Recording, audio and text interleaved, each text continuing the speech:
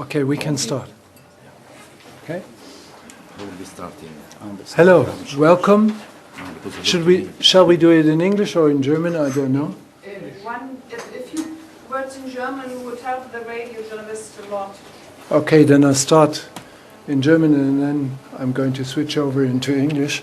At first, hallo, schönen guten Tag, dass Sie hierhin gekommen sind zu diesem nicht ganz einfachen Thema. Aber die beiden, die hier eine Präsentation machen, Sie können das ja sehen auf dem Screen, auf dem Bildschirm. Diese beiden sind Experten, die sich mit dem Thema der Erziehung befassen. Diese Erziehung handelt und behandelt das Problem, wie Kinder in der arabischen Welt und ganz besonders an einem zentralen Punkt indoktriniert werden. Ich sage das allerdings in Anführungsstrichen, weil ich die Materialien, die jetzt präsentiert werden, gegenwärtig noch nicht selbst kenne. Aber wir werden das ja sehen. Es kommt darauf an, dass wir uns überlegen, welche Möglichkeiten wir haben, Toleranzerziehung voranzubringen. Das geschieht im Wesentlichen in bestimmten Teilen bei uns. Aber es gibt neben dieser offenen und öffentlichen Erziehung auch ein Problem der Ausstrahlung und der Einstrahlung von Erziehungsprogrammen aus anderen Ländern, die hier heute behandelt werden. So, then I would like to switch over into English. What we are seeing today is the indoctrination that is being presented by several televisions in all over the Arabic countries. There are differentiations to be seen on the ground, but we are seeing here some concrete indoctrinations that is not only focused in the local educational systems in Arabic countries, but as you know, with the modern technologies, there is a chance that these indoctrinations are reaching out for children and youngsters here in Germany and all over the European countries. And this is what we are seeing here. And the point is that we not only are listening to you, you both are experts, but we are then at a later stage, I guess, thinking about the idea how to prevent and how to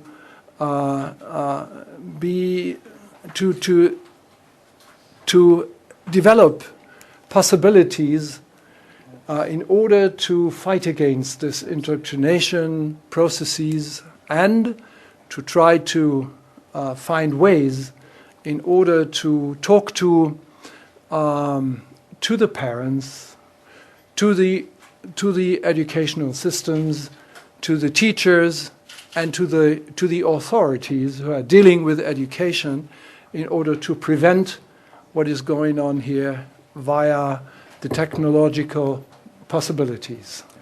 Thank you. My pleasure.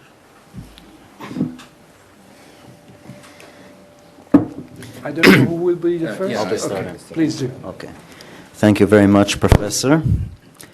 Dear colleagues, esteemed guests, ladies and gentlemen, thank you for coming today. Before I begin with the subject of today's presentation on part of Impact SE, that is the hate education inherent in the Hamas movement's educational approach, I will elaborate briefly upon my own organization, what it is we do, and why it is we do it. At Impact SE, that is the Institute for Monitoring Peace and Cultural Tolerance in School Education, we believe in peacemaking by encouraging various countries, nations, religious groups to accept the other and to reject violent forms of conflict resolution.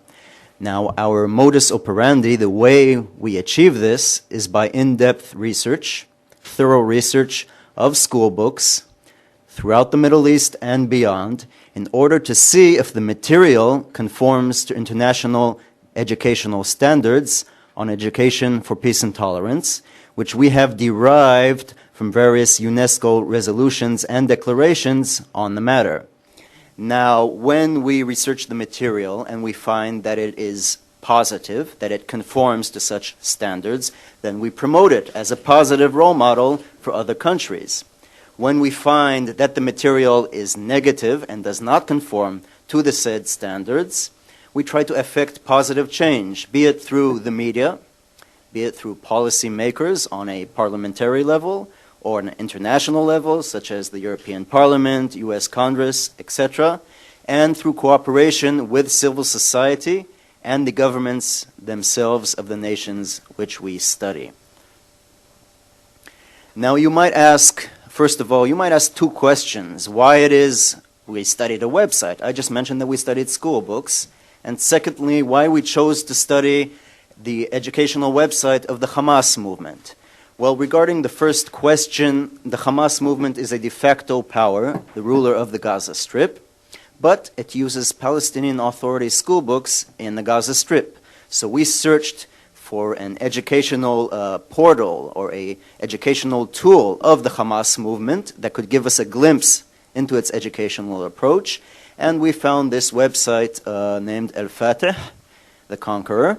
And the answer to the second question is because this approach, these findings, are the most relevant to and the most dangerous to the future of the children of Palestine, of Israel, of the peace process, and of regional stability in the Middle East, in addition to the future of communities here in Europe, including Germany. Allow me to elaborate a bit on the website itself. It is a web magazine. It comes out bi-weekly, and it has between 20 to 40 permanent and non-permanent columns and sections, such as a martyr's will, a shaheed's will, a martyr's tale, a shaheed's tale, my grandmother, stories from my grandmother, there are current news, letters to the editor, recipes, puzzles, and every kind of exercise and game that you could think of in such a magazine for children. The technical link or the technical affiliation of this site with the Hamas movement is evident. It shares a server with the PIC, the Palestine Information Center, which is the official Hamas news portal, and it is operated by a known Hamas operative. You can see this on the screenshot. If you can see in the lower right-hand corner, the red arrow is pointing to a link to the Al-Fatah magazine. This is a screenshot from the Palestine Information Center in Arabic. And if you notice 3 links above, you will see the link to the Izzadin al-Qassam brigades, the military arm of the Hamas movement. But really, the ideological link is much more profound, much more substantial. This site is the official educational site of the movement.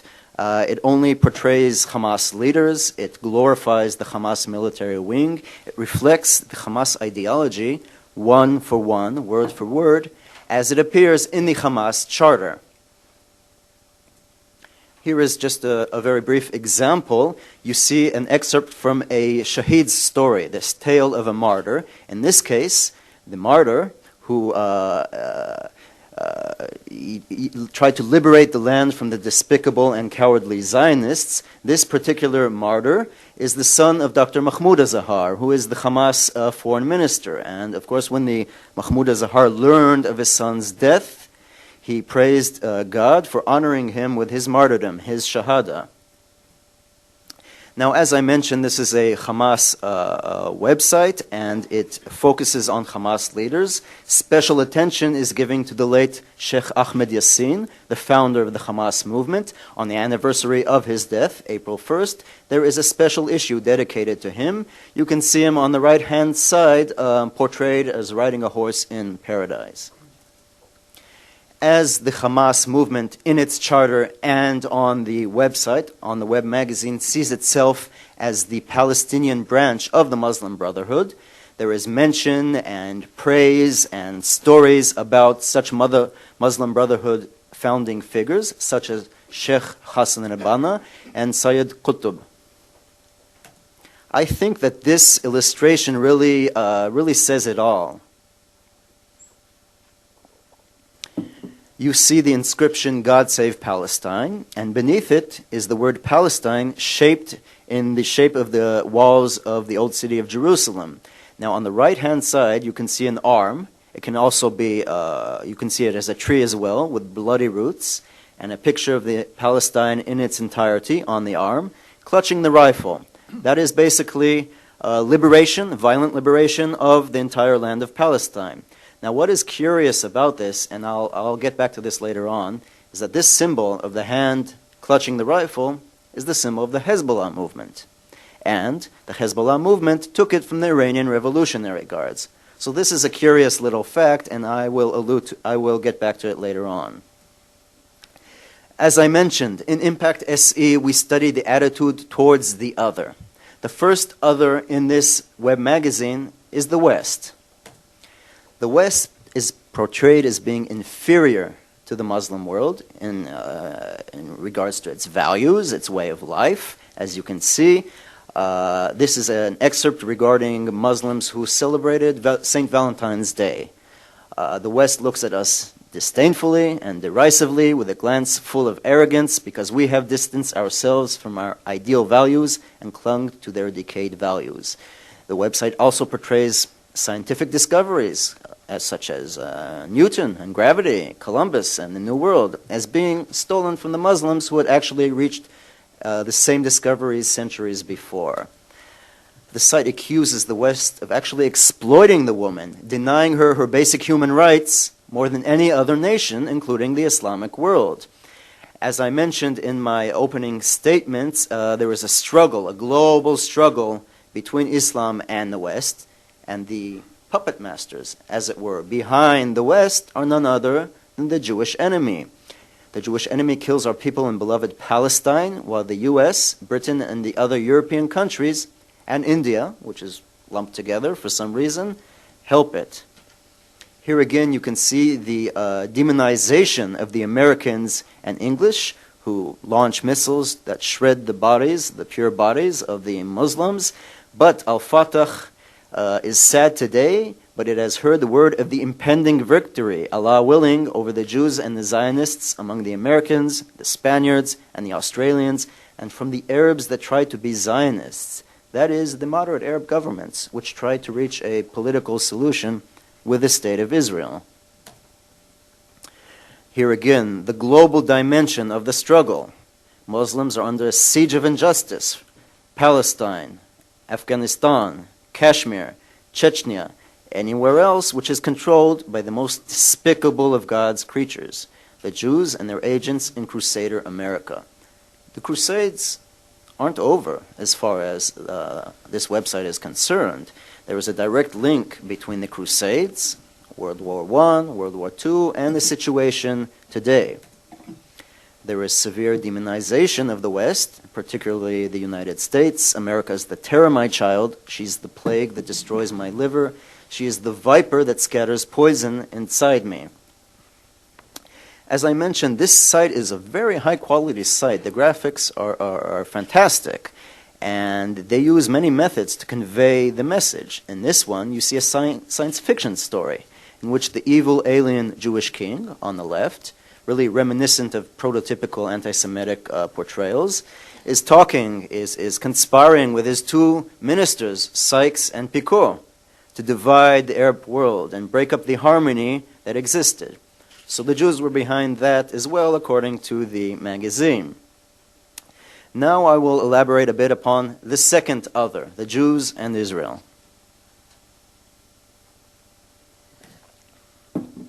The site denies any recognition to the state of Israel. There is no recognition whatsoever, and there is no legitimacy afforded the state of Israel. It is completely legitimized, as well as the Jews' rights, any rights in Palestine. The very foundation of the state of Israel is portrayed as an attempt by European countries to get rid of their wicked, their evil Jews, and so they dumped them in the land of Palestine. Now here you see the beginning of the religious justification for the call for the annihilation of the Jews and the state of Israel. Jerusalem, Al-Quds, will remain as a trust in our hands and in the hands of all Muslims, and they are to unite and gather for its liberation and the liberation of the land of Palestine from the impurity of the Zionists, the descendants of apes and pigs. This expression, the descendants of apes and pigs, repeats and is found in dozens and dozens of times throughout the years, throughout the issues. Again, this is a fairly recent quote from January during the Gaza war. Fearing the apes. Why has our nation become so cowardly and lowly, fearing the apes? This is why you see me sad and depressed. This is why I hate all Jews. In the second excerpts, the Jews are likened to criminals, cowards, and cancer. The use of classic anti-Semitic portrayals of Jews as murderers of prophets is used.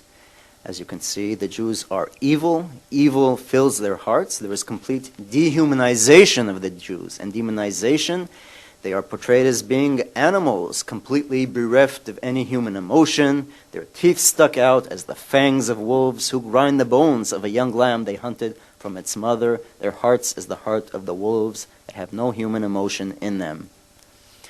As I mentioned, the various methods to convey the message. This is a coloring exercise in which the children are asked to color in the various illustrations, including the Arab lying dead in the lower right-hand corner after being stabbed by a Jew. So they really asked to color in the lines, including the blood dripping from the dagger and pooling at his feet. Here is just one out of many illustrations, fusion of an Israeli soldier in the classic anti-Semitic portrayal entitled The Criminal Jews. Here, the site denies the Holocaust and accuses the Jews of fabricating the Holocaust in order to reap financial benefits. One Jew says, "We lied a lie which was believed," i.e. the Holocaust, and the other one responds, "Let us find a new lie, my friend. The new lie is in the upper left-hand corner, the state of Palestine, the land of Palestine, the connection to Palestine." This is a very recent excerpt from November in which the Jews are likened to rats or mice infesting the foundations of Haram al-Sharif, of the Temple Mount, and the writing is the foundations of the Al-Aqsa Mosque. So the Jews are infesting and undermining the foundations while the Muslim nation slumbers peacefully.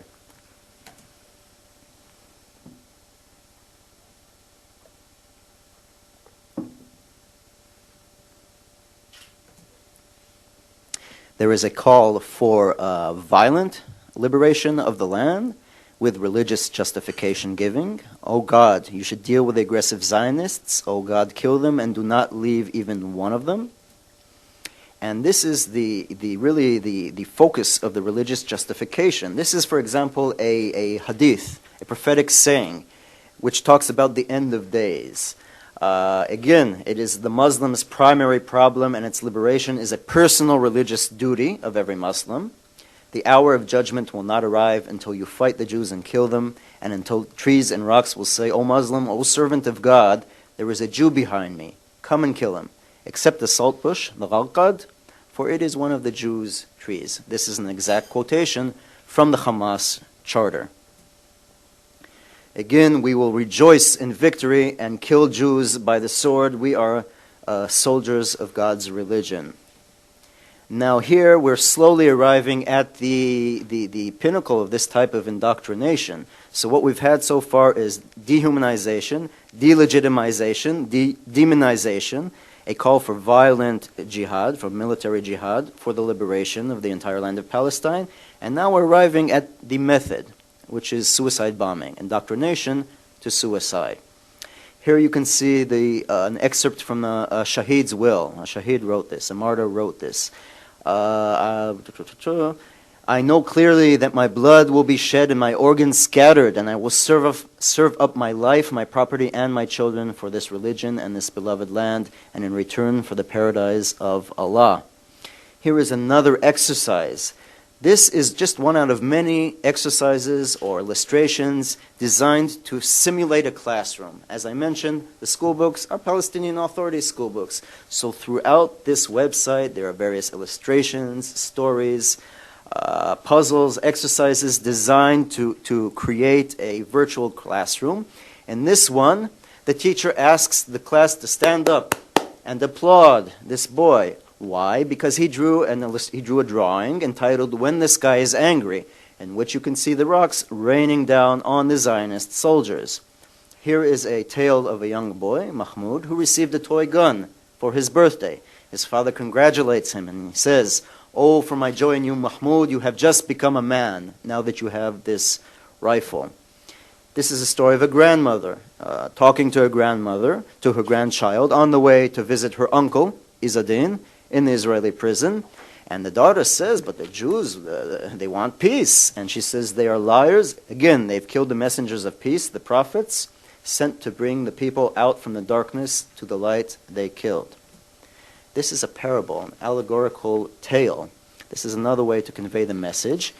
Two rabbits came to a very wise cat who was said to be wise, and they went to him to adjudicate, to arbitrate in a dispute between them. So the cat called them over and said, "Come closer, my dears," and then he grabbed them and had them for dinner. The message is, the enemy is always the enemy and will never be a friend. This is one more indirect way of conveying the message. This is a trivial pursuit, a trivial test. Test your IQ. Who was the first woman to kill a Jew? I'm just going to very briefly go through 6 or 7 photos out of hundreds in the website, showing children with weapons, with the suicide bombers' headbands.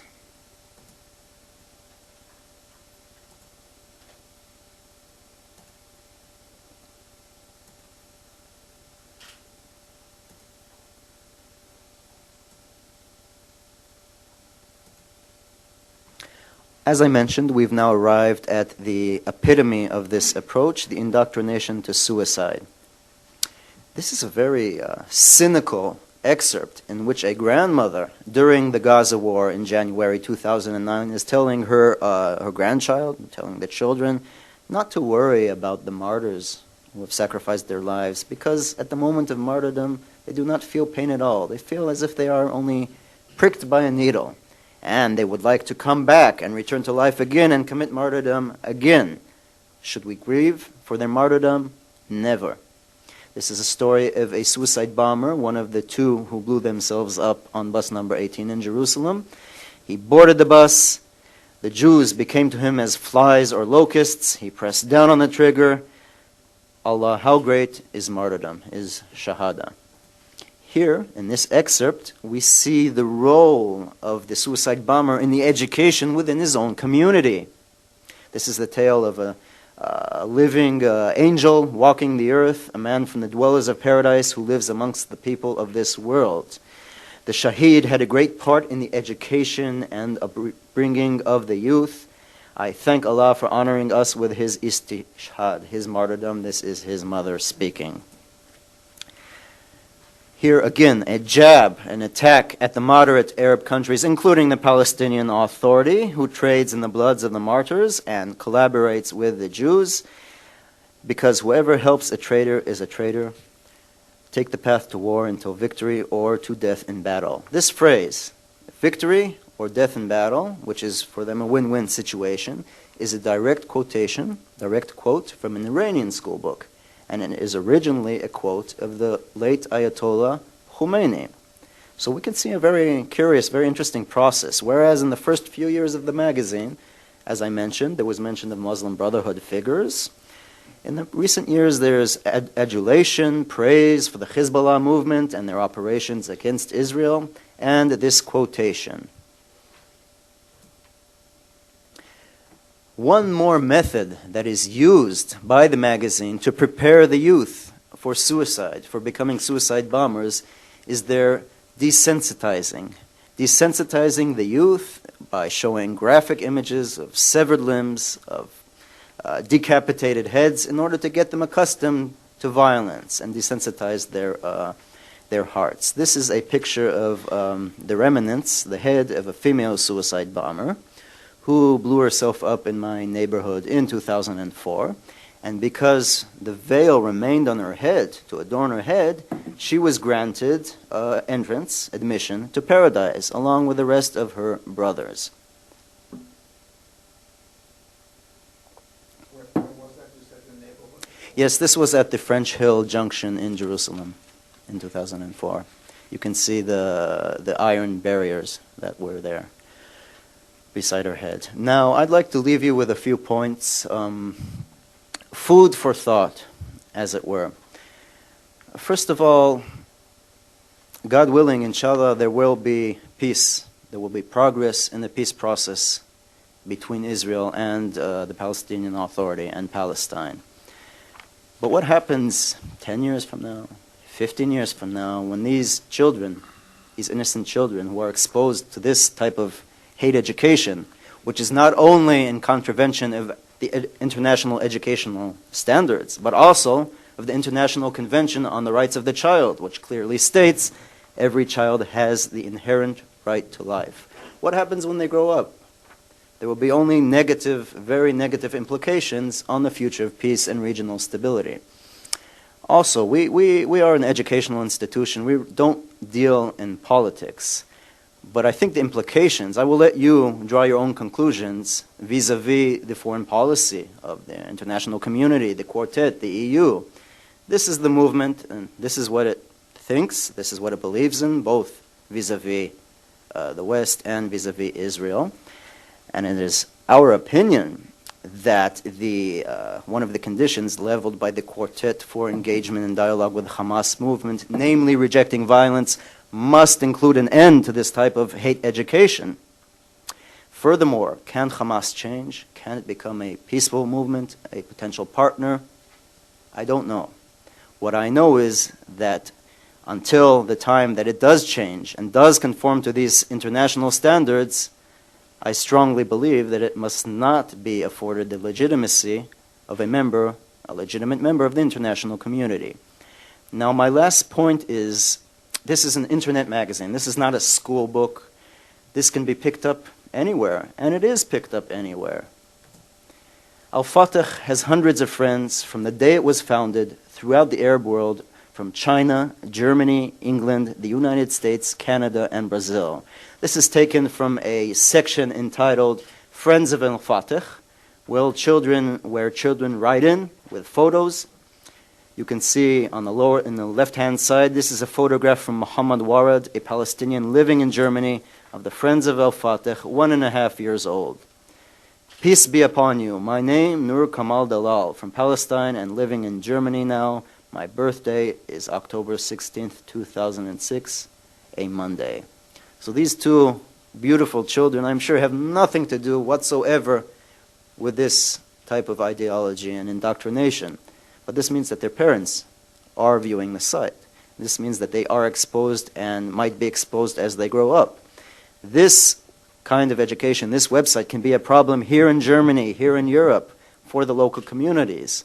So I beg you to think of the implications of this type of education in Europe and what can be done to counter it. Thank you very much. Thank you. Thank you, Oman. That was David Oman speaking, and now next in line is Dr. Tawfiq Hamid. He is a senior fellow and chair for the study of Islamic radicalism at the Potomac Institute for Policy Studies. Absolutely. Yeah. Up to you, sir. Is the microphone here? Yeah. Yeah. Do you hear me clearly on the back? Yeah. Okay. Just. First of all, it's. Shall I click this one? Yeah. First of all, it's my honor and a pleasure to be among you today and to discuss this important topic with you. Before I start my lecture, I would like just to tell you briefly that the issue with the Hamas is, in my view, just a small piece of a global problem, which is the use of Islam by radicals to teach young children hatred instead of love, and to use it as a power of destruction rather than a power of building. And I will share you today, after as part of my lecture, some educational techniques that I developed and educational curricula as a form of tool to fight radicalism. We fought radicalism with weapons, and it could be needed at some stages, but obviously it's not enough to deroot the problem of radical Islam in general, and educational methods and effective educational models can play a major role in changing the future of our world, as it did before in many parts of the world. Also, before I start the details of the lecture, I would like to share with you personally my story briefly in a couple of minutes. I was born in Cairo, Egypt in 1961 for a very secular and liberal family. My father was an orthopedic surgeon. He was an atheist. He was not into religion at all. My mother was a liberal person, liberal French teacher, and my uncle was a movie star, and we were not much into religion or theology.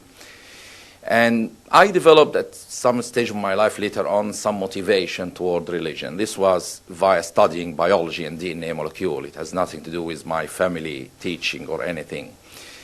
And this was used by a radical group, Jama'ah Islamiyah, in my medical school, where I met with Ayman al-Zawahri, who became later second commander of Al-Qaeda a few times. And I was indoctrinated by this form of teaching, and I have to tell you clearly and honestly what happened to me. I changed in 6 to 8 months from a very innocent child whose dream was just playing soccer, playing music, collecting stamps, chasing the butterflies, to a violent creature who was ready truly to kill and do every crime you can imagine in the name of God. And I was not coming from a poor family, and I was not undereducated.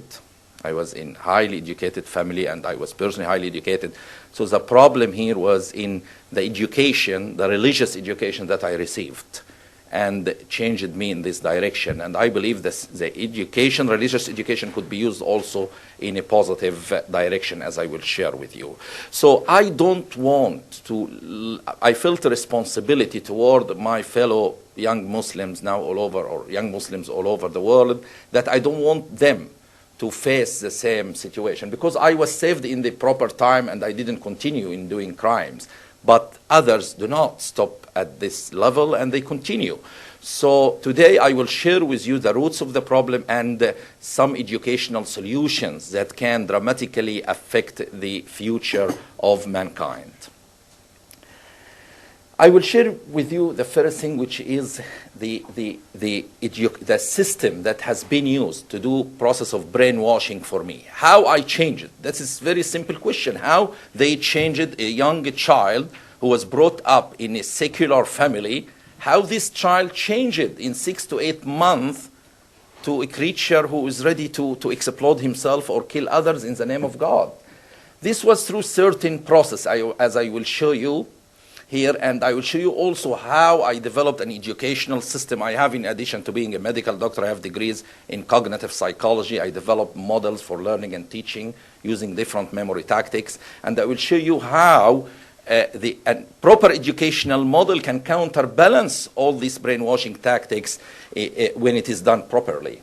First brainwashing tactics that they used with me was suppression of my critical thinking. The first day I went to pray in Jama'ah Islamiyah Mosque in the medical school, they said to me, Al-fikru kufr. Fikr is like FKR in Arabic, means to think. Kufr, KFR, means to become an infidel or non-believer. So they said to me clearly, your brain is just like a donkey. The donkey can help you. Donkey represents stupidity in the Middle East in general, in the Arab world. They said to me that your donkey or my brain can help me just to get to the palace of the king or Allah or Islam. Once I am into it, they asked me, do you use your donkey? I said, of course not. And they welcomed me when I started to suppress my critical thinking. This was the first brainwashing tactics they used. And I believe this was extremely powerful, because once you suppress critical thinking of any human being, then it's become much easier for you to ridiculize him into any path or direction. The second was the use of power of religion. They use very powerful theological support for the radical teaching.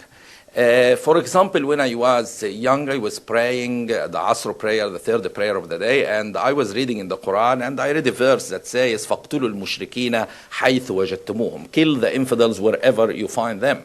And I had major trouble with understanding this verse. So I went to a radical friend of mine, his name was Adil Saif, and I told him, what do you think about this verse? He said to me, of course we have to fight all these kafara or infidels. It's just we have to prepare ourselves first. And he brought to me many evidence, theological evidence from several books of Ibn Taymiyyah and Sayyid Qutb and others to support his views. And I realized that later on there are ways after he taught me this, I went to a Sufi scholar. You know, Sufism is a mystical form of Islam that relatively very peaceful. And the man was named, the sheikh was called Sheikh Sha'ban. I went to him after a Friday prayer and I said to him, Sheikh Sha'ban, what can I do with this verse? And he said to me, my son, just be good with every human being. And I said to him, but Sheikh Sha'ban, it is written in the Quran. He said to me, my son, just love every human being, and you will understand it. يَوْمَ يَأْتِ تَأْوِيلُ. It is an Arabic verse in the Quran that means in the day of judgment, you will understand the meaning of the verse. So the problem was that Sheikh Sha'ban was a very good human being as a Sufi, but he did not provide me with a book or educational system or theologically based answer to make me feel that I am following the religion correctly. So he was a good human being, but this was not enough for me. I wanted the theological support of or interpretation for the verse, and this was given to me by the radicals, not by the peaceful ones. And this is the problem that we face today, that the theological support is given more by the radicals, and the peaceful people do not have enough power or knowledge to reinterpret the violent text in a different way. And I will show you how this can happen now. Rote learning was used. Typically, the traditional ways of thinking or teaching in many parts of the Muslim world, like madrasa in Pakistan, in other places, is via rote learning. You repeat and repeat and repeat until you memorize. It's not critical thinking based. And they don't use specific cognitive psychology tactics to enhance the learning, except for the recent use by this Hamas group. But generally, they depend on memorization. So the educational system that I developed actually uses cognitive psychology as a weapon or a way that gives better education, better consolidation of certain values in human mind via using certain cognitive psychology tactics. The fourth one is the suppression of human conscience. This was truly crucial issue when they taught us that if something is halal, I can do it. So if drinking this water is halal, I can do it because it's permissible. Halal in Arabic means permissible. Haram means non-permissible, not permissible. So when I started to judge things as being it is absolute halal or absolute haram, my human conscience started to be suppressed, because like some people say, oh, polygamy is halal, beating women is halal, permissible, stoning women to death is halal. And this is what we see in the Muslim world. For bin Laden, beheading others is halal. For the Hamas people, anti-Semitism is halal, permissible. So once you learn that something is permissible for you, even if it contradicts your human conscience, you can go for it. And this is a main thing that they use in their education. They make you think in terms of this is halal, permissible, or I can do it, even if it totally contradicts my human conscience. So the system that I will share with you now makes human conscience work. You will see now how this can happen in a very effective way. The last thing is literal understanding of religious text, and I'm sure many of us will agree that literal interpretations can cause trouble with anything. So when you bring a verse or text and you take it out of other verses and you go literally, so it creates a sort of mind that can really become radical later on. And the method I developed actually tried to take these children beyond literalism. So instead of just thinking in a literal manner, I'm trying to get them to think at concept level rather than literal level. So in brief, the educational method that I developed through my model encourage critical thinking, uses the power of religion because it's important power that works in the mind of Muslims. It may not work in the mind of many Europeans, but in the Muslim world, it is needed to influence their decision making. And more powerful or better cognitive psychology tactics are used. So I'm trying to fight them, but with better weapon, better cognitive psychology tactics in the educational systems. And instead of suppression human conscience, the model that I am providing to young Muslims encourage them to use human conscience and also to think in non-literal manner. So I developed a sort of this model, and I will share with you some examples now to show you how education can play a major role in changing the process of thinking in these children and protect them from radicalization later on, like preventative medicine, like something to prevent a disease or a problem. This is exactly like this. It's not meant to be for the radicals themselves, but to prevent the radicalization process among young Muslims. I will share with you some few examples. First one is the one that I just mentioned about suppression of human conscience or halal and haram. Just 1 second.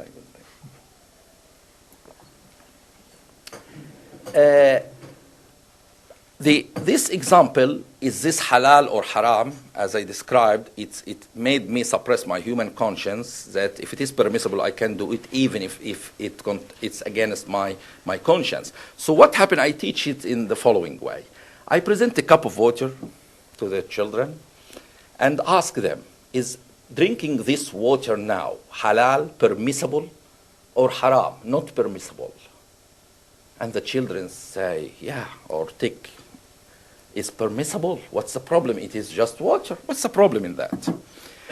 Then I add the following. If you knew that some human being is dying now of dehydration and thirst, he's thirsty, he's dying of dehydration, and if you drank this water now, he will die. If you gave it to him, he will live. Then I ask the same question again. Is drinking this water now halal, permissible, or not permissible? Just 1 minute ago, it was fully permissible. Now, in different circumstances, a human life could be saved by this amount of water. Now it's not permissible for me to drink it. Otherwise, other human being will die. So it starts to teach them in different way to use the human conscience. Then I add a theological support by a verse in the Quran, for example, that says, وَلَا تَقُولُوا لِمَا تَصِفْ أَلْسِنَتُكُمُ الْكَذِبْ هَذَا حَلَالٌ وَهَذَا حَرَامٌ. It's saying you should not say this is halal and this is haram. And another verse that gives care and respect for human life. وَمَنْ أَحْيَاهَا فَكَأَنَّمَا أَحْيَا النَّاسَ جَمِيعًا. However give a human life to some person, it's as if he gave life to all mankind. It's quoted from the Torah, and this quotation is described clearly in the Quran itself.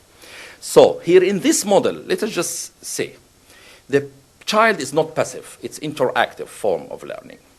The child thinks. Critical thinking work. It's not just making him passive and telling him what to do. He thinks. It's using generation effect, which is considered the most powerful tool in education. If I make you generate the fact rather than just telling you the information.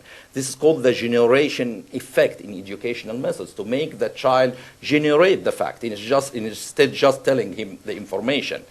It uses cognitive psychology ways through colors, illustrations, and which can consolidate certain values in human mind better than just the recitation and memorization. It used theology itself by the verse that support the value of humanity or human life.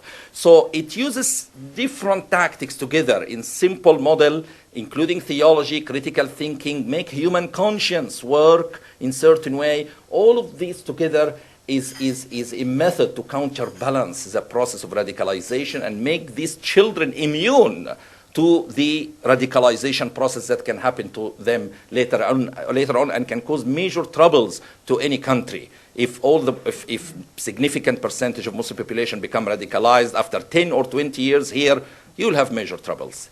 In everywhere in the world, it's a serious issue that can affect not only our security, but affect also the relationship between different civilizations and accepting other, as you just mentioned.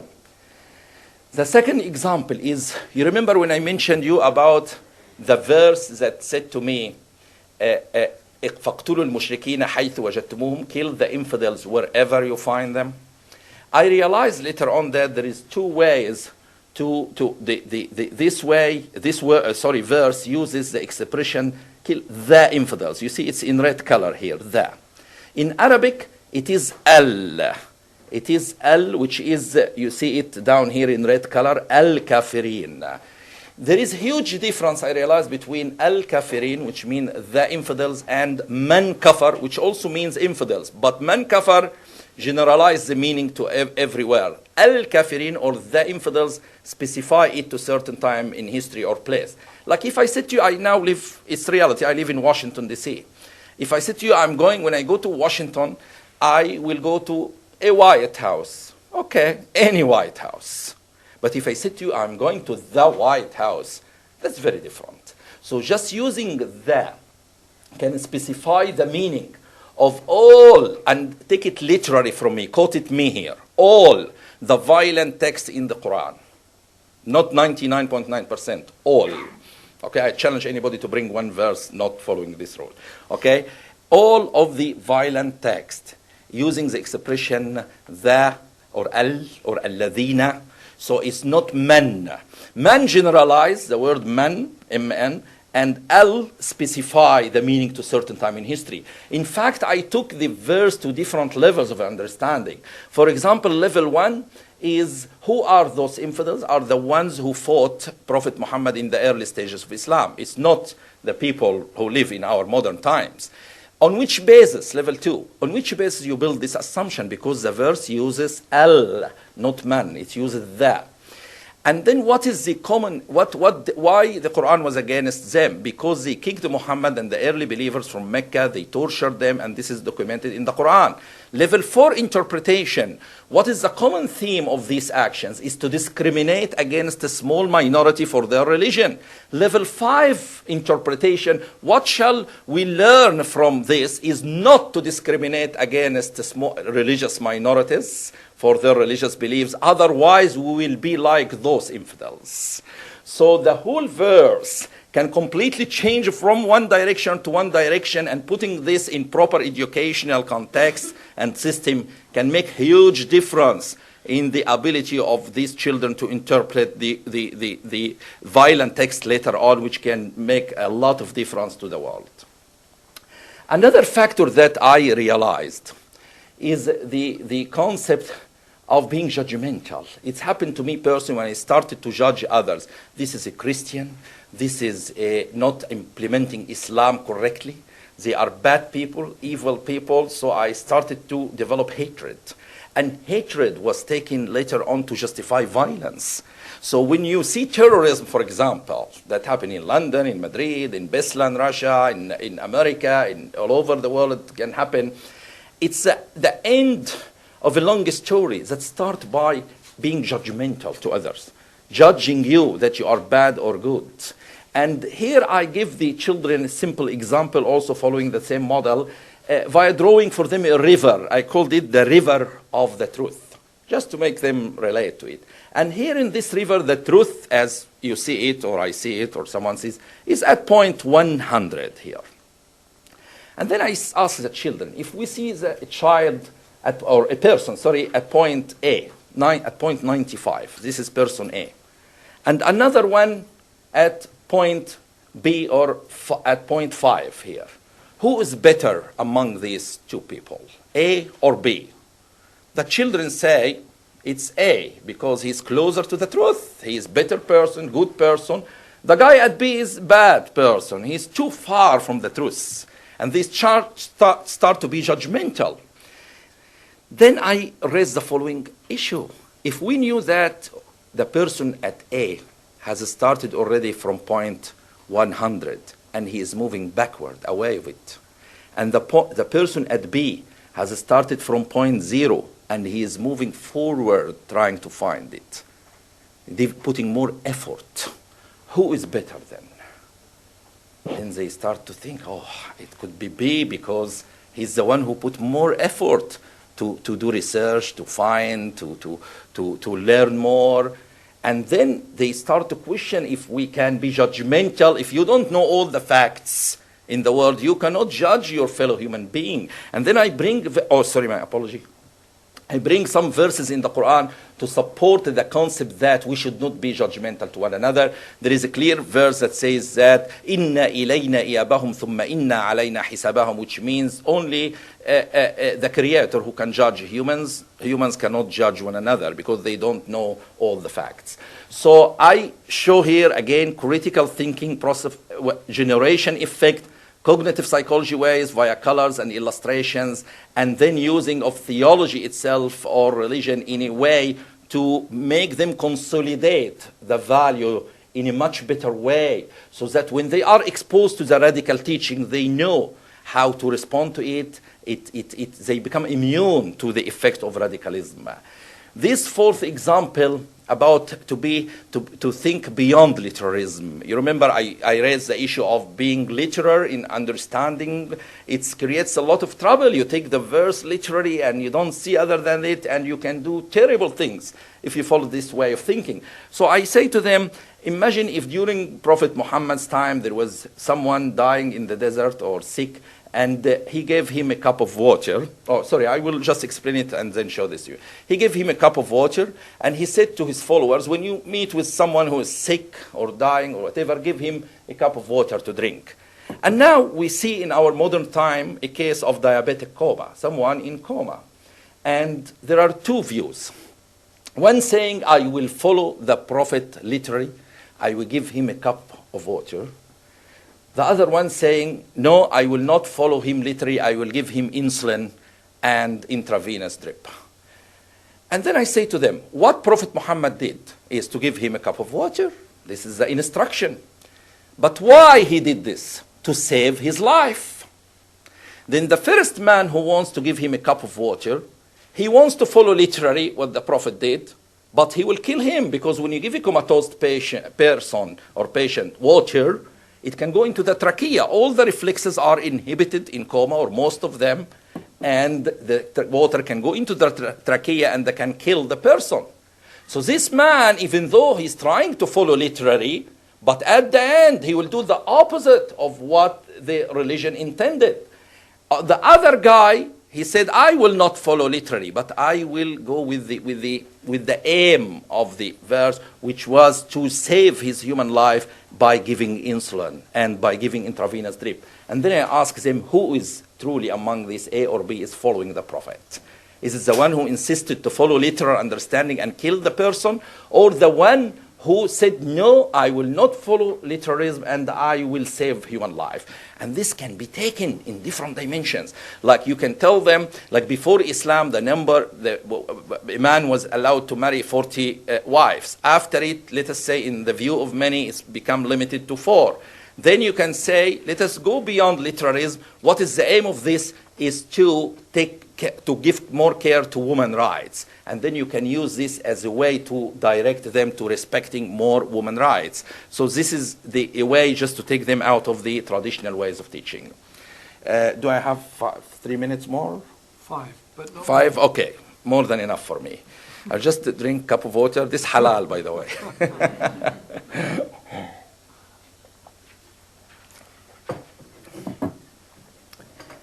This is probably one of the important parts of the whole story, the Arab-Israeli conflict. Because unfortunately, religion has been used to create hatred to the Jews, anti-Semitism, And this is a real problem, I have to admit that. A real problem in our media, not only in Hamas is one of many.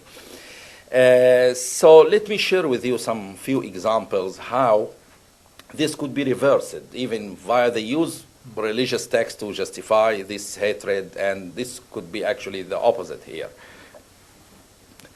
First of all, this is the way I teach the children, that most respected prophets in the Quran are Jewish people, from like in history, from Moses to Aaron to David, Solomon to Jesus himself, were considered in the Quran highly respected.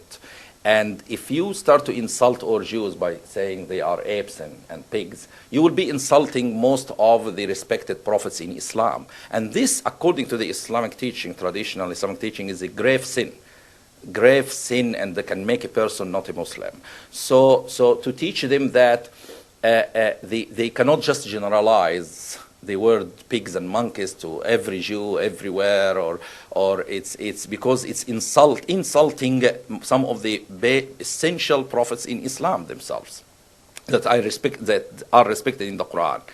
Number two, there is a clear Quranic concept saying that وَلَا تَزِرُ وَازِرَةٌ وِزْرَ أُخْرَى, which means you can't judge any human being by the actions of someone else.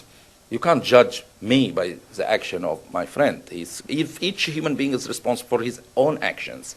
So using this concept can end this use of historical events that, the Jews tried to kill Muhammad, the Jews fought Muhammad, the Jews did this to Muhammad. They use this a lot to create anti-Semitism. But if a young Muslim learned that he cannot judge the current Jewish people by some historical things that happened more than 1,000 years ago, when he realized that the Quran itself instructs him not to judge any human being by the action of someone else, he will learn that it is very Islamic not to hate the current Jews. It's actually against Islam when you hate the Jews based on historical things, because this is clearly against the teaching of the Quran itself.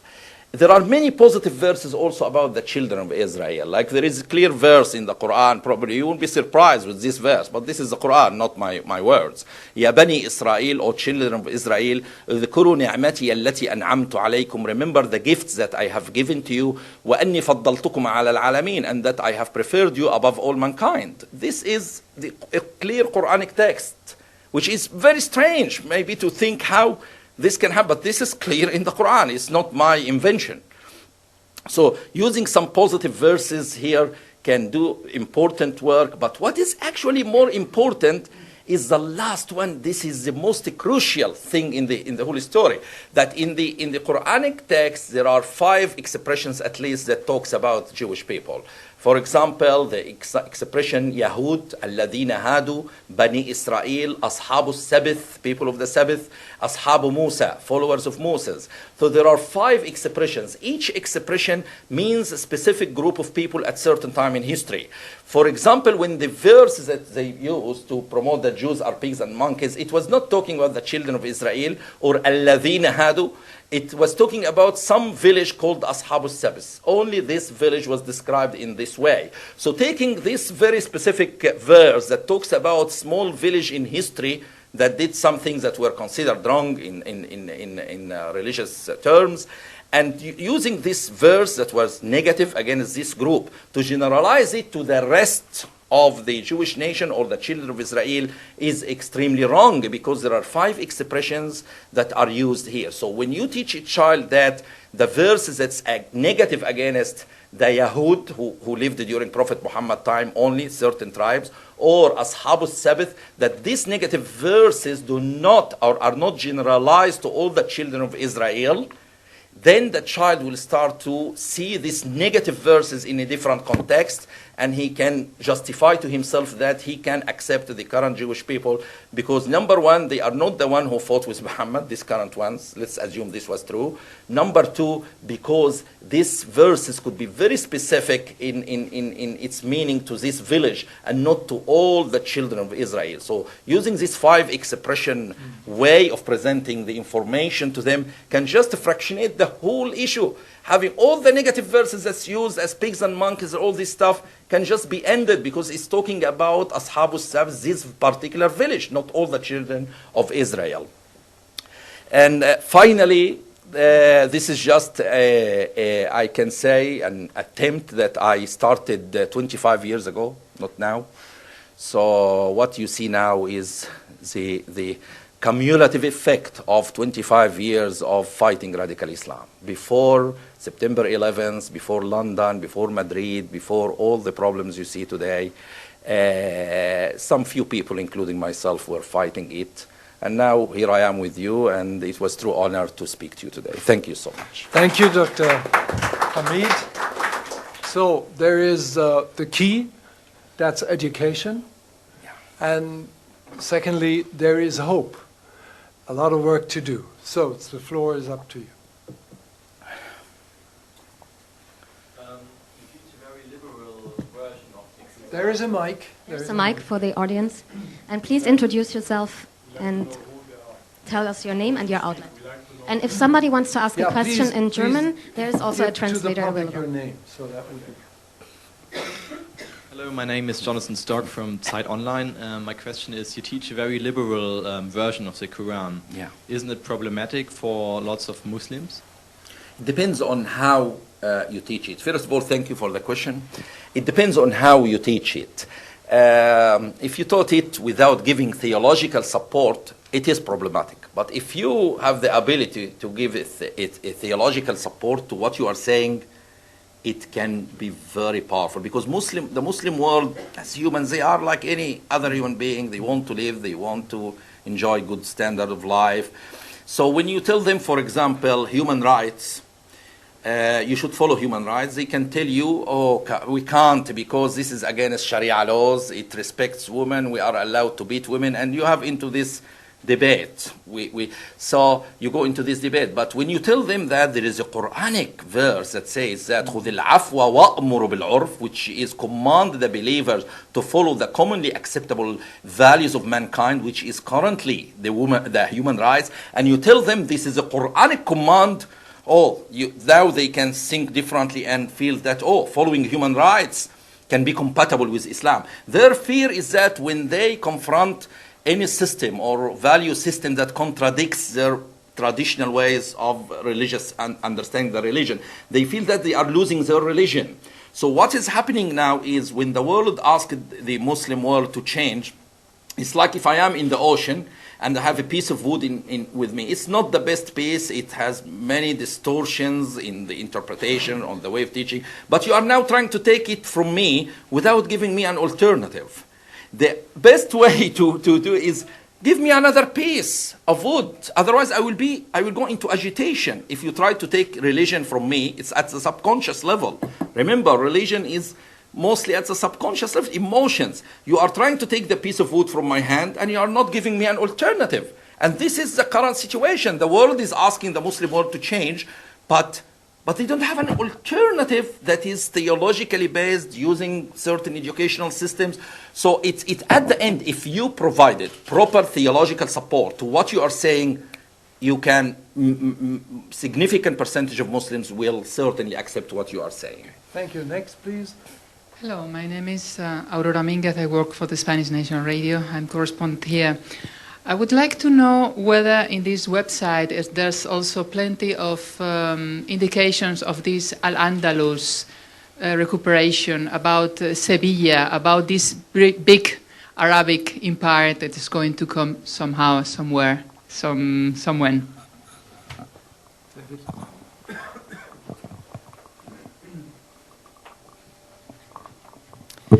Thank you for your question, and the answer is yes.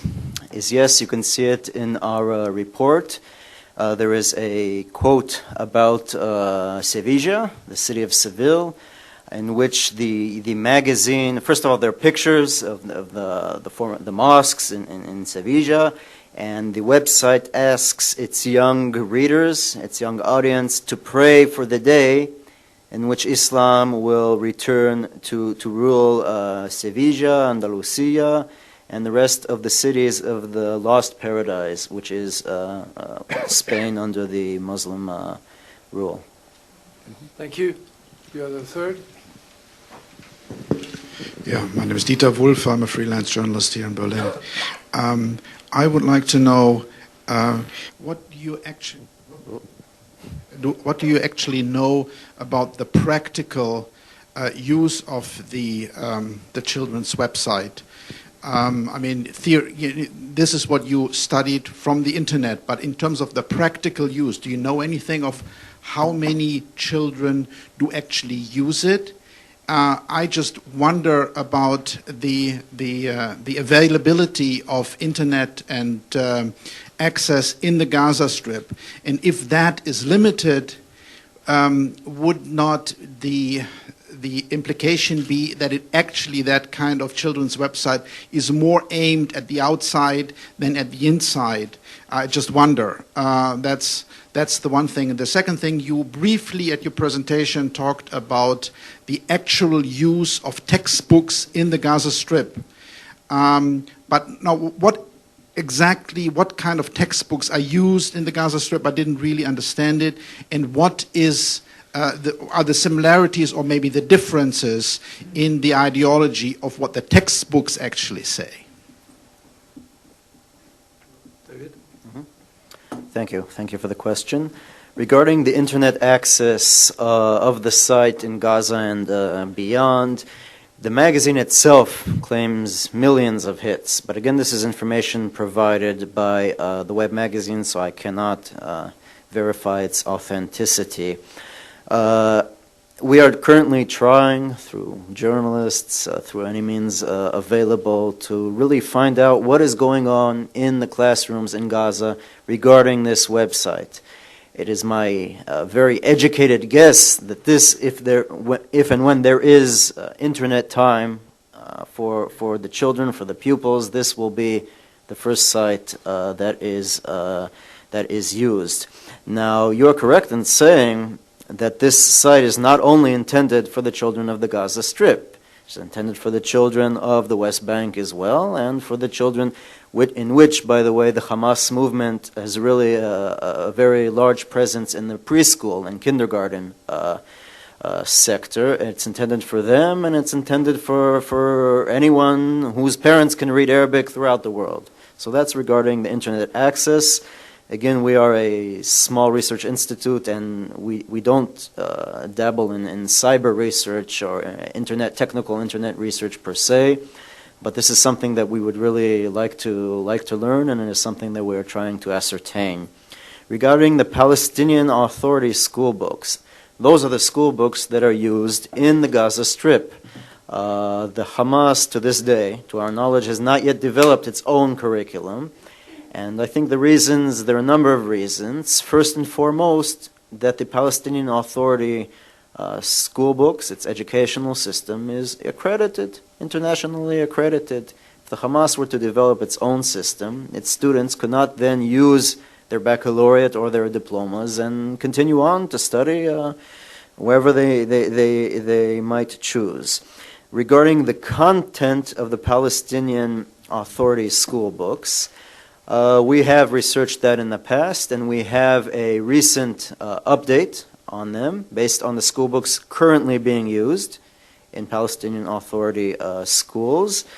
We can give you a copy. My colleague, Dr. Arnon Groys, who is sitting here, can give you a copy of the report, and he can also comment on the fundamental approach in the Palestinian Authority school books. I can give you a few words, and Arnon, if you'd like to comment on them, that would be great. Perhaps if you could pass the microphone to Arnon, he's the authority on the matter. Thank you. It's working. Thank you. Yes, I would sum up in one sentence the Palestinian school books today. They are actually a curriculum of postponed war. They prepare the children for a struggle of liberation against occupation, which means very territories of Israel within its pre-1967 borders. They delegitimize the state of Israel. They do not recognize the state of Israel or the Jews or the Jewish holy places in Palestine. They do not advocate any peaceful solution to the conflict. Instead, they advocate as I said, struggle for liberation of the whole country using the traditional Islamic concepts of jihad and martyrdom. They also demonize the other party, namely Israel, the Jews, and Zionism. There is a very strong piece in Palestinian literature textbooks for grade 8, as far as I remember, which says, your enemies killed your children, they split open your women's bellies and held your revered elderly men by the beard and led them to the death pits. So this is part of the demonization process of Jews and Israelis.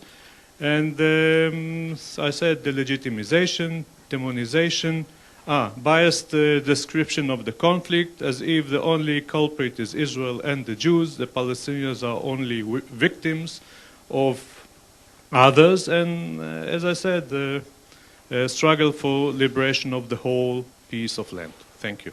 But then I have a follow-up question. Sure. If all of what you just said... Please pass it over so that... The microphone. Give him the microphone. The microphone. You will get a it follow-up question. If all of what you just said is the case, then where is the difference between the textbooks of what we read in the official textbooks that came from the authorities even before Hamas took over, and what we now see on the in this website? Apparently, apart from maybe a few,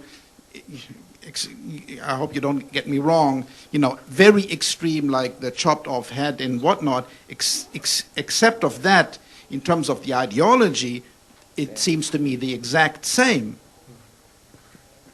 Yes, they are the same, but you cannot find in the Palestinian Authority school books very crude expressions like sons of pigs and monkeys or things like that, or cartoons with very anti-Semitic characteristic.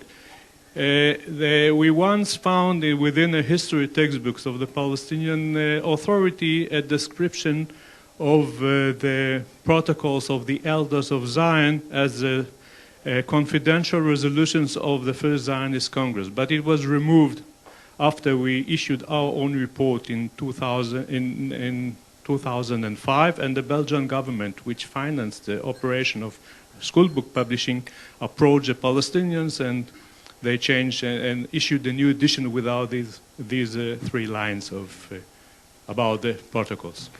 If I may... Excuse me, there is Okay. another question.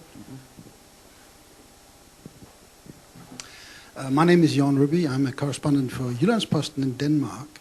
I have a question for Mr. Tawfik Hamid. In your lecture, you were extremely explicit about the duality of the Quran, of the possibilities of interpretation. If you look at the Bible, for instance, we have the same duality there. We have the Old Testament, we have fundamentalism in the West, in the sense that if you follow the text, you could go and kill your brother. Why is it that in the Islamic world there is no debate about this on a high level? Where is the debate? Why do the schools of Islam in Iran and in Saudi Arabia and other places, why do they have the upper hand in all this? Oh, thanks a lot. Do you hear me clearly without microphones? Yeah, okay. Thanks a lot for the question.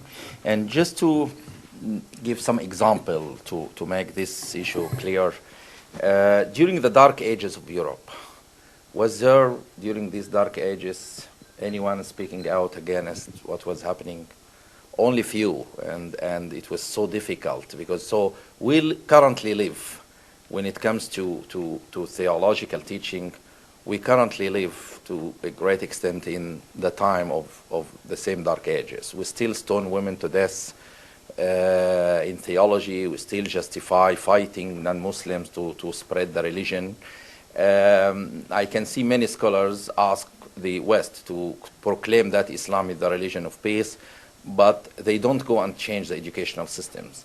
The problem that happened is that they built the traditional ways of teaching in Islam on certain concepts that I call them the ABCs test for radical Islam.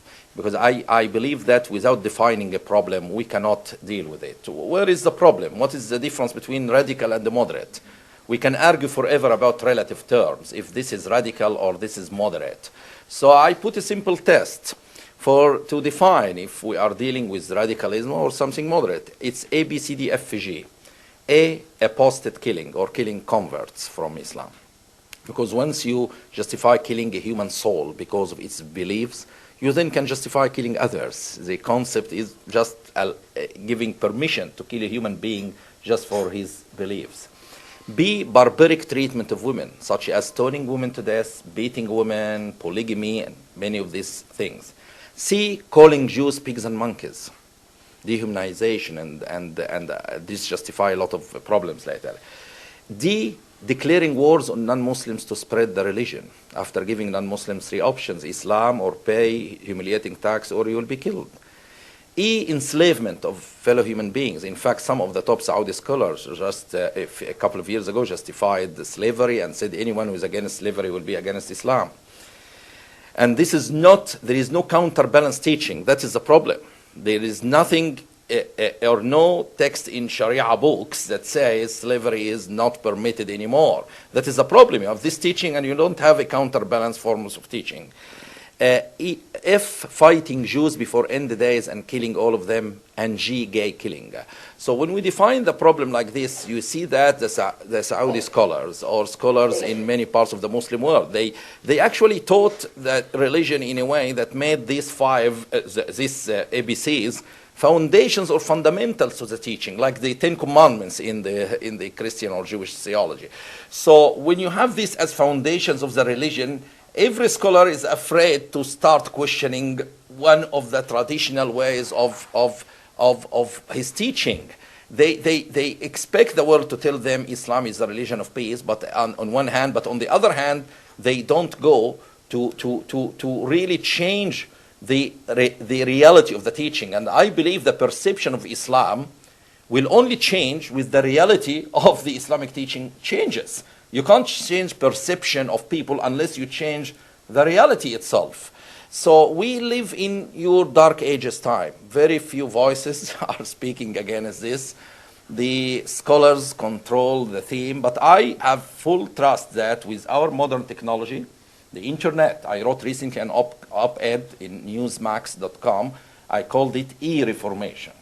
Like eBay, e-commerce, it's e-reformation. I believe the internet now can counterbalance this, can play a major role in the reformation process. So what you had in Europe over a few hundred of years, we are starting it, and hopefully with the modern technology, we can do it in a few decades or less, I hope so.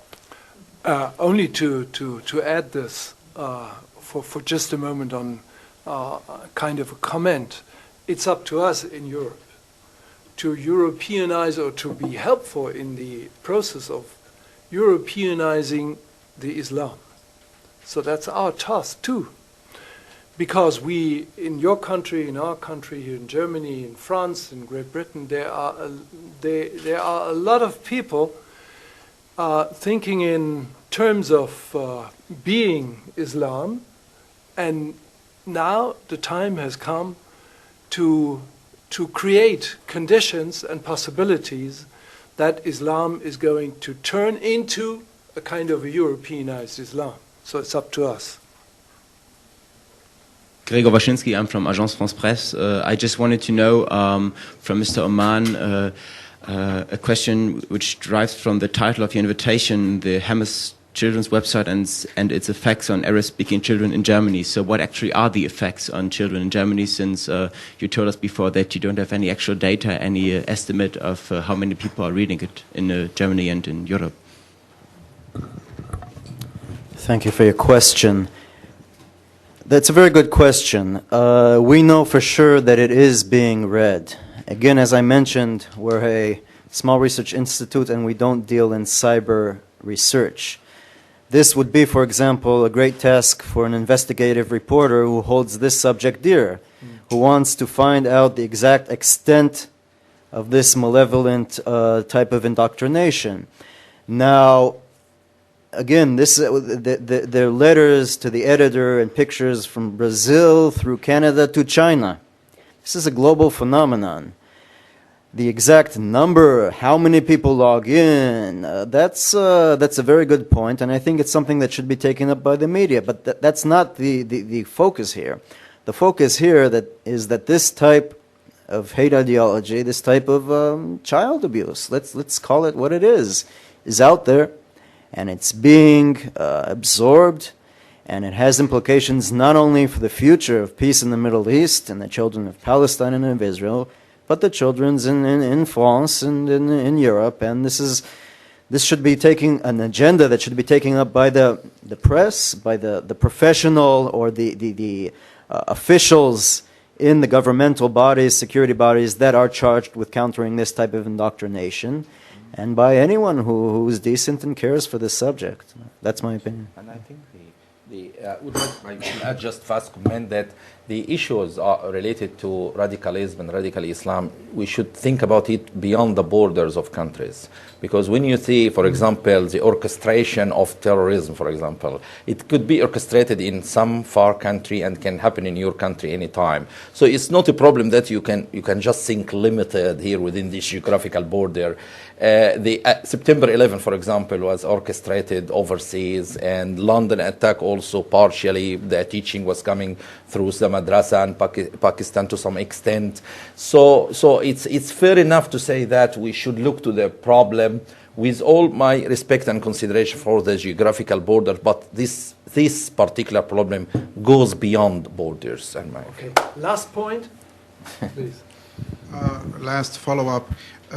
As far as I know, the Hamas has officially, when asked, stated that it is not their official children's website. Could you elaborate? Definitely, thank you. It's a very good question. They have also denied any connection to the Palestine Information Center, which is as official as the site, as a Hamas site gets. It's their official news portal. It shows the comments of the Hamas leaders. I urge you to go and log in. That is a Hamas website. Now, the reason they've denied the connection to both websites, which, again, I'll remind you that the link to Al-Fatah appears on Palestine Information Center, is that in the past, host countries such as Russia have shut them down. The moment they know of the link, they shut them down. So they deny any connection, and the only Hamas website to which the Hamas movement does not deny connection is the website of the Izz-ad-Din al-Qassam brigades. Its military wing. They can't really deny any connection to that. But do you know where the server is? So you said host countries. Do you know where the server stands physically? Physically, yes. We know as of March 2008, the server has migrated a number of times. The site itself, the web magazine, says on the magazine that it is registered in the United Kingdom. The server was once in Russia. Our last data before it became private indicated that it was in Malaysia. And the server itself is shared with Palestine Information Center and in a number of languages. So I think your question is good because it illustrates what my friend Tawfiq was saying.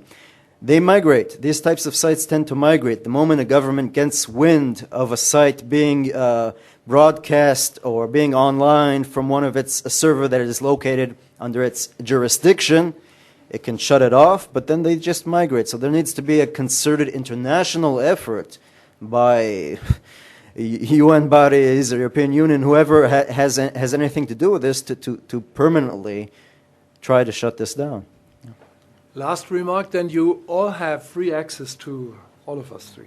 It's just a fast comment about this particular issue, that sometimes you may need the other side, like Hamas here in this situation, to say clearly if this is not your website, would you mind to say that the information here is against your value system? Like, for example, would you mind to say that Jews are not apes and monkeys? Or martyrdom to kill innocent Jews is something wrong? They didn't do this. They have been asked before to denounce certain things, and they didn't. So this is another evidence that it fits exactly with their ideology. And I will just mention briefly, something happened to me one day. I was speaking in Michigan in front of a big audience, and some imam interrupted my speech. And he said to me, "Why, Dr. Hamid, you mentioned the radical teaching?" "Well, I'm a moderate imam. I have many Jewish friends here, and I go to interfaith dialogue." And I said to him, "Look, imam, instead of telling us how peaceful you are, would you mind to prove this to me and to the audience?" And the imam didn't know what I'm going to say to him. I said to him, "Would you mind, imam, to invite me and some of our Jewish friends and brothers and sisters who are sitting with us tonight to your next Friday prayer in the mosque and stand in front of your congregation? And instead of telling us how moderate and peaceful you are, just say one thing. Say that Jews are not pigs and monkeys. Would you mind to do this, imam?" He didn't say a word. He returned back to his seat. So that's so easy to claim that I'm a moderate, I am peaceful. But when you put it under test, this is when you know if it is true or not. Thanks. Well, one more word, just a word regarding your question. As I mentioned during my presentation, the technical affiliation is really the minor part of the link. The ideological link is evident and profound. Absolutely. Thank you both. Now you have free access to everyone. Thank you so much.